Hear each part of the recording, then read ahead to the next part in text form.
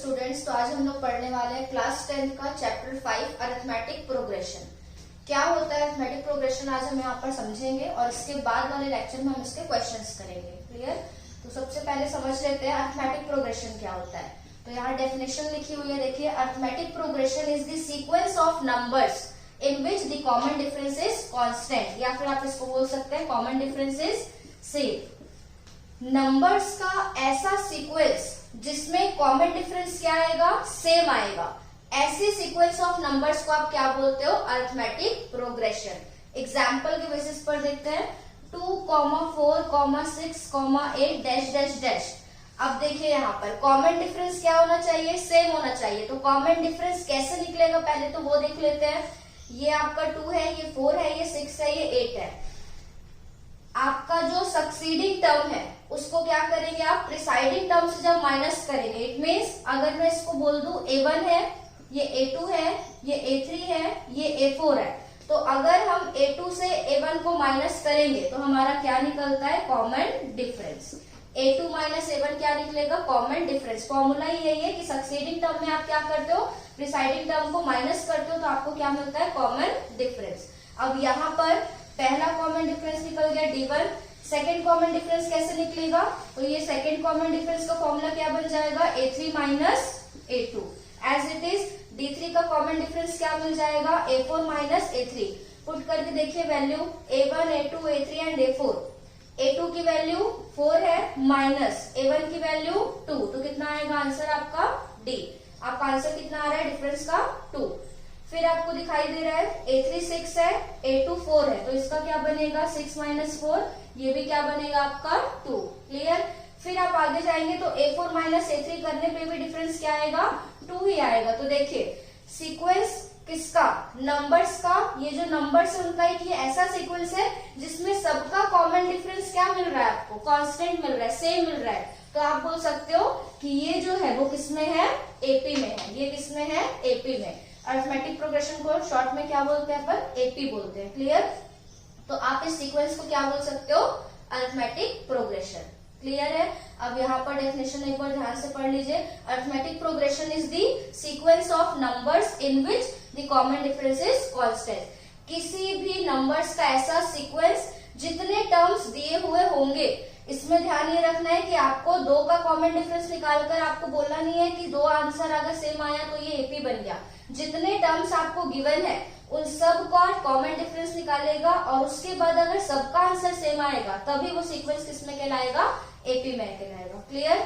जैसे कि एक और एग्जांपल देख लेते हैं, 2, 4, 6, 9 अगर आता है डैश डैश डैश, तो यहाँ पर क्या हो रहा है, देखिए 4 माइनस 2 करने पे 2 मिल जाएगा, 6 माइनस 4 करने पे भी 2 मिल जाएगा, बट 9 माइनस 6 करने पे 3 मिलेगा। इट मीन्स अगर एक भी आपका डिफरेंस सेम नहीं आया तो वो एपी में नहीं होगा। क्लियर? तो ये आपका है अरिथमेटिक प्रोग्रेशन की डेफिनेशन।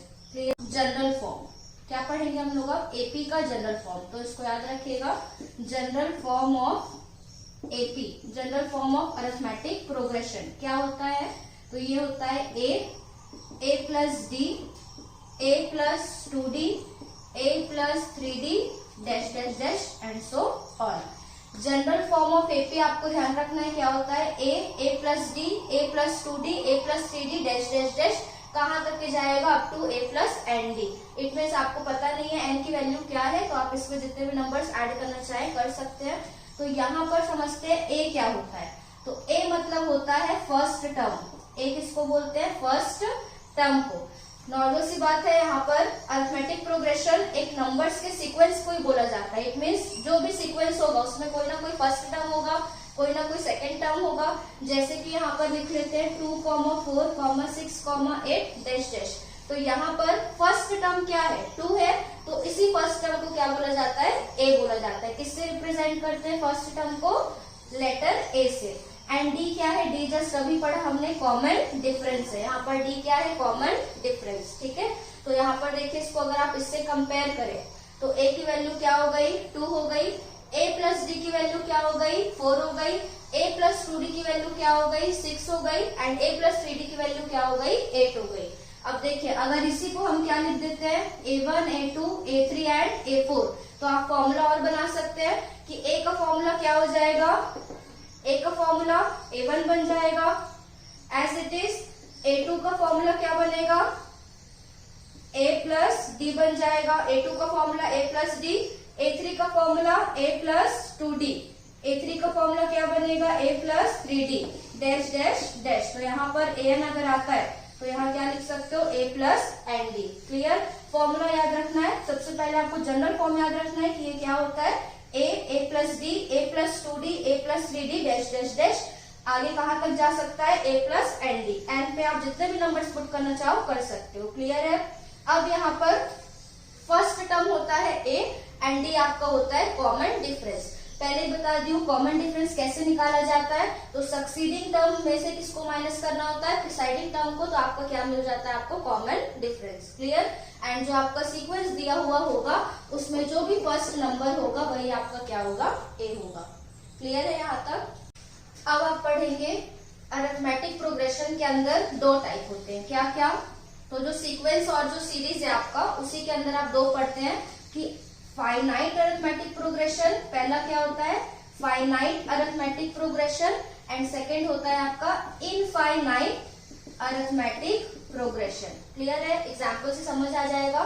फाइनाइट अरिथमेटिक प्रोग्रेशन मतलब क्या होंगे, अगर जो आपको सीक्वेंस गिवन है नंबर्स का, उस पे फिक्स्ड टर्म होंगे, फाइनाइट टर्म्स होंगे। It means dash dash dash के बाद फिक्स कर दिया गया है, क्या लिखा हुआ है, नंबर 10। इट मीन्स 2 से स्टार्ट हो रहा है, 2 4 6, बीच में जो भी नंबर्स आ रहे होंगे, लास्ट नंबर बता दिया है क्या, 10। तो अगर नंबर्स कैसे होंगे, किसी एपी के फाइनाइट होंगे, तो आप उस एपी को क्या बोलते हो, फाइनाइट अरिथमेटिक प्रोग्रेशन। क्लियर है, बहुत सिंपल है। एंड इनफाइनाइट में क्या होता है, तो 2 4 6 dash dash dash. It means आपको पता नहीं है किसके आगे कितने नंबर्स और आएंगे, इसलिए आप इसको क्या बोलते हो, इनफाइनाइट अरिथमेटिक प्रोग्रेशन। सेम इसमें भी वही अप्लाई होगा, ये A1 होगा, ये A2 होगा, ये A3 होगा, A1 A2 and A3। Clear है। अब इसको हम थोड़ा सा समझेंगे। अरिथमेटिक प्रोग्रेशन के अंदर सिर्फ एक ही फॉर्मूला है जिसको बोला जाता है nth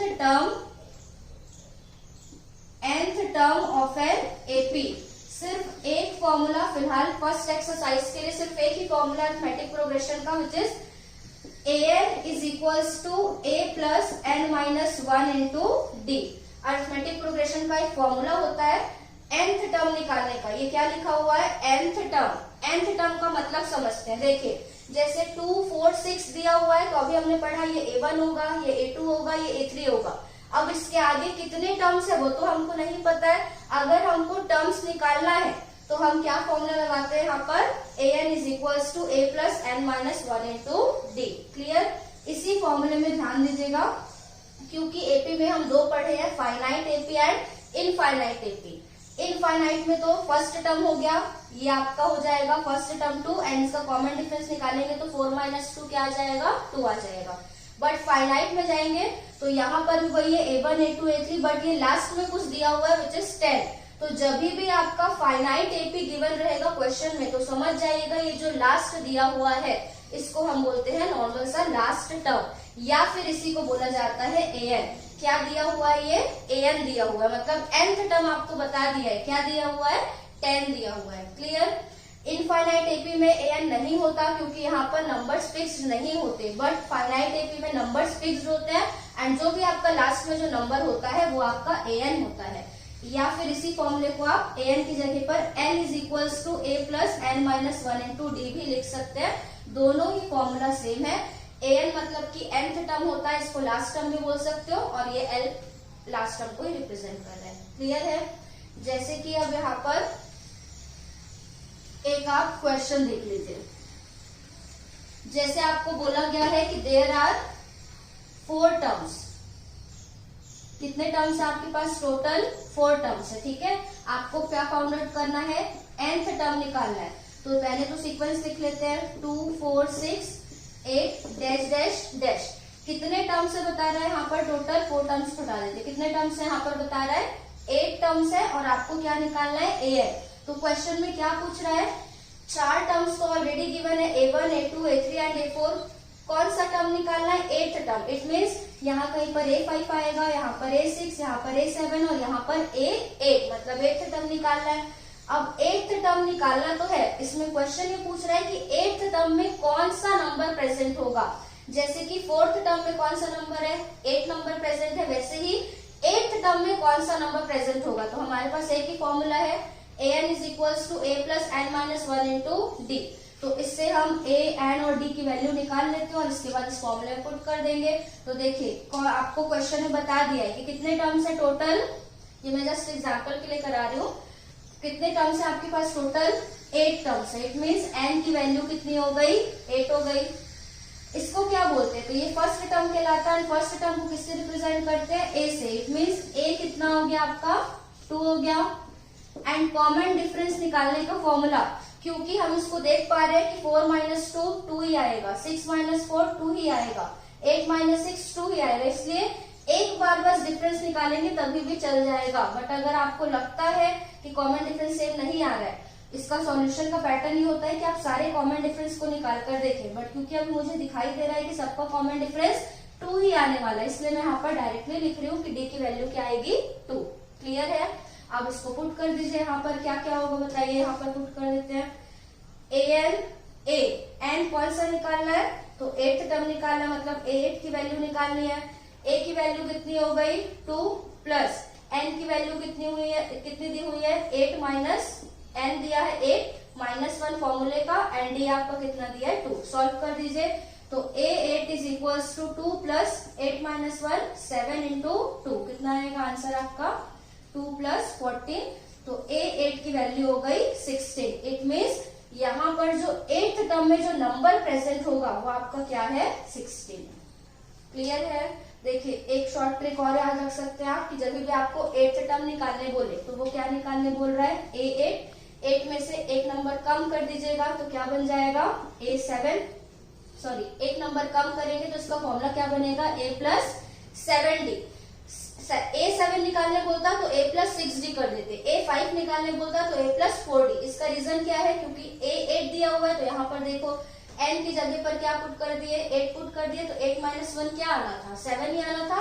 और अगर यहाँ पर 2 और 2 पुट नहीं किए होते, a और d ही रहने देते, तो a8 का फॉर्मूला क्या बन जाता, a प्लस 7d। तो या तो आप इसको लगाकर बना सकते हैं, आप सीधा लिख सकते हैं कि a8 का formula we know that a8 is equals to a plus 7d। फिर आप इसमें a और d की वैल्यू पुट कर दीजिए और सॉल्यूशन निकाल लीजिए। क्लियर है। Thank you. कुछ भी डाउट होगा तो कमेंट सेक्शन में बताइएगा।